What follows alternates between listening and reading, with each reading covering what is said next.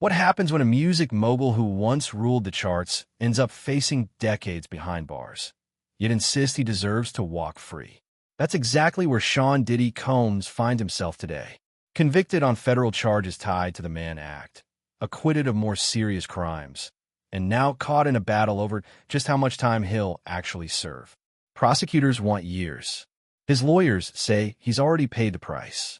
And the fight over his future is about to come to a head in a courtroom that could decide not only Diddy's fate, but the legacy of one of the most powerful figures in hip-hop. Back in July, a New York jury handed down a decision that stunned fans around the world. Diddy wasn't found guilty of the explosive racketeering or sex trafficking charges that had dominated headlines for months. Instead, the conviction came on 2 counts under the Mann Act, a century-old law that makes it a crime to transport people across state lines for illegal sexual activity. In Diddy's case, prosecutors argued he arranged travel for escorts and male sex workers, often hosting them in marathon hotel sessions that became part of his now infamous freak-offs. That's where the legal line was drawn. The jury rejected the most severe accusations, but still ruled that his conduct crossed into federal territory. And even though these Mann Act charges carry a far lighter penalty than what he might have faced, they still put him at risk of spending years in prison. But beating the most serious charges doesn't mean he walked away unscathed. The conviction alone is enough to derail his career, tarnish his empire, and leave him fighting for the smallest slice of leniency he can get. While Diddy's lawyers are painting a picture of redemption and time served, prosecutors are pushing the opposite narrative. They've recommended a sentence ranging from 51 to 63 months, essentially 4 to 5 years behind bars. Their argument is straightforward. The law was broken and justice demands accountability. They emphasize that Diddy's actions weren't minor mistakes.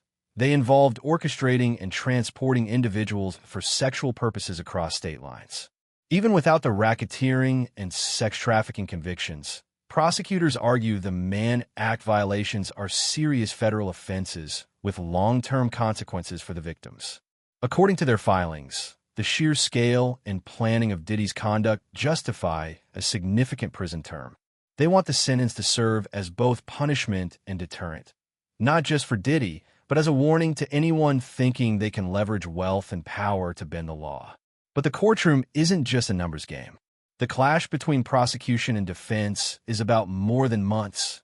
It's about reputation, influence, and whether fame can shield someone from the consequences of their actions. On the other side, Diddy's legal team is making a very different case. They argue that he's already paid a heavy price, having spent over 13 months in Brooklyn's Metropolitan Detention Center under harsh conditions. During that time, they say he's maintained an incident-free record, stayed sober for the first time in 25 years, and even inspired fellow inmates through mentorship programs. His lawyers also highlight the personal toll. Diddy's reputation has been shattered, his business is battered, and his family, 7 children and an elderly mother, has relied on him for care and support.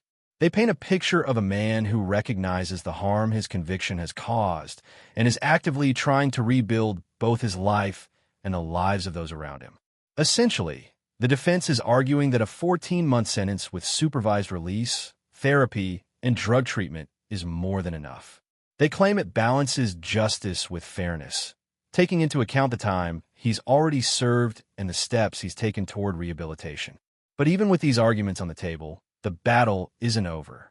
The court will still have to weigh the prosecution's demand for years in prison against a plea for leniency, and the outcome could send shockwaves far beyond Diddy's own future. Beyond character and time served, Diddy's defense is digging into the finer points of the law. They argue that some of the evidence used against him stretches the interpretation of the Mann Act, especially when it comes to fully consenting adults. Reports suggest that much of what prosecutors presented as proof of wrongdoing was connected to conduct for which he was acquitted, raising questions about how much past allegations should influence sentencing. Critics and legal analysts are debating whether the Mann Act, a law dating back over a century, was intended to cover situations like Diddy's. Was this a case of exploitation, or is it an example of a powerful figure being punished for behavior, that technically falls within a legal gray area. Adding fuel to the controversy, some observers note the disparity between how celebrities and ordinary citizens are treated in similar cases. The optics are messy. A music icon facing federal prison, while others accused of similar crimes may walk away with probation or fines.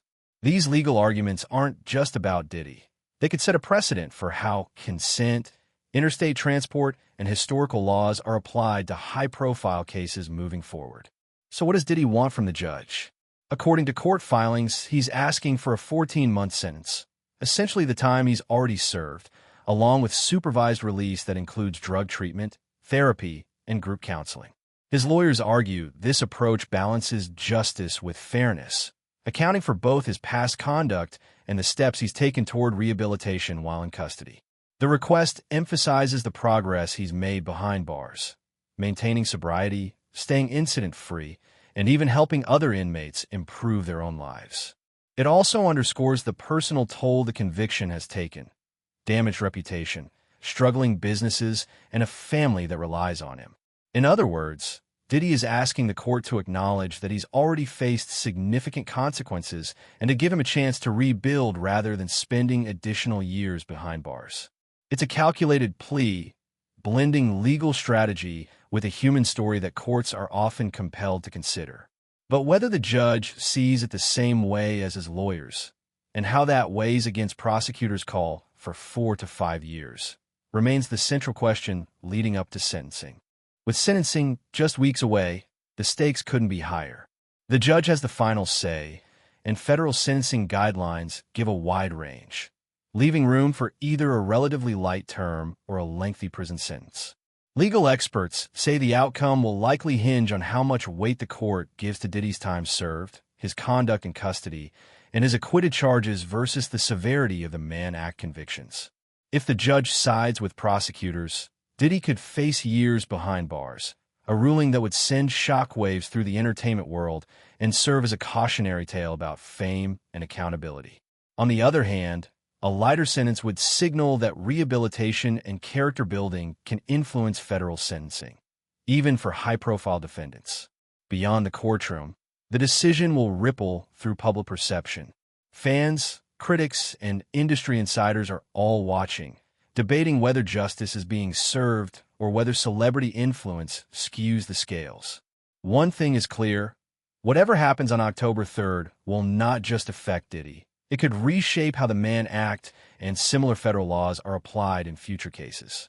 Sean Diddy Combs' legal battle is far from over, but it already tells a story of power, fame, and the fine line between accountability and redemption. He avoided the most serious charges, yet the Mann Act convictions still carry serious consequences. His defense argues that time served, personal growth, and family obligations justify a lighter sentence, while prosecutors insist the law must be enforced fully to reflect the seriousness of the offenses.